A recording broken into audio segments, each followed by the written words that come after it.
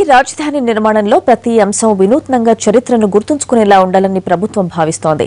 అమరావతి శంకుస్థాపన జరిగే చోట భారీ స్తూపాన్ని నిర్మించాలని ప్రభుత్వం ఇప్పటికే నిర్ణయించింది. రాష్ట్రంలోని 16,000 గ్రామాల నుంచి తెచ్చిన మట్టిని స్తూపంలో ఉంచాలని నిర్ణయించింది. అలాగే రాష్ట్రంలోని అన్ని ప్రాంతాల నుంచి ధాన్యాన్ని సేకరించి స్తూపంలో ఉంచాలని ప్రభుత్వం భావిస్తోంది. 1000 ఏళ్ల వరకు ధాన్యం పాడకపోకుండా టెక్నాలజీ ఉందని దానిపై అధ్యయనం చేస్తున్నామన్నారు మంత్రి నారాయణ. 2 ఐకానిక్ టవర్స్ వస్తాయి, పెద్ద టవర్స్. మన సిటీకి మెయిన్గా ఐకానిక్ టవర్స్ పెద్దవి. అది ఎన్ని అంతస్తులు ఏందనేది ఇంకా డిసైడ్ చేయాలి. అది ఆర్కిటెక్చర్స్ వచ్చిన తర్వాత డిసైడ్ చేస్తారు.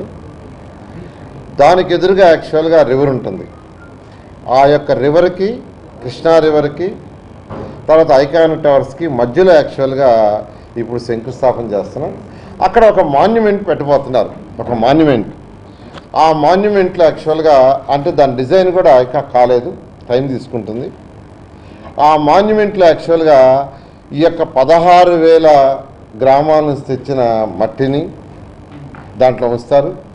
అంతేకాకుండా రేపు పంటలైన తర్వాత ధాన్యాన్ని కూడా తీసుకొచ్చి యాక్చువల్గా అక్కడ పెట్టాలి. ఎందుకంటే ధాన్యాన్ని కరెక్ట్గా ప్రిజర్వ్ చేస్తే 1000 సంవత్సరాలు ఉంటుందంట. 1000 years ఆ ధాన్యం అనేది చెడిపోకుండా ఉంటుందని సైంటిఫిక్గా చెప్పారు సీఎం గారు. అందుకని 16,000 గ్రామాల నుంచి, అంటే మనకున్న అన్ని గ్రామాల నుంచి, టౌన్లు బాగున్నా, వార్డ్స్ బాగున్నా, ప్రతి గ్రామం నుంచి ఈ యొక్క ధాన్యాన్ని తీసుకొచ్చి దాన్ని కూడా ఏ విధంగా దాంతో ఒక మాన్యుమెంట్ చేస్తే ఆ ధాన్యం కూడా అక్కడికి వచ్చిన పబ్లిక్ చూసేటట్టుగా విజువల్ కావాలి.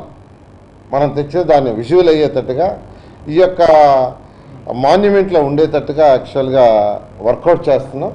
దాన్ని కూడా డిఫరెంట్ ఎక్స్పర్ట్స్తో, వాళ్ళందరితో, కన్సల్టెంట్తో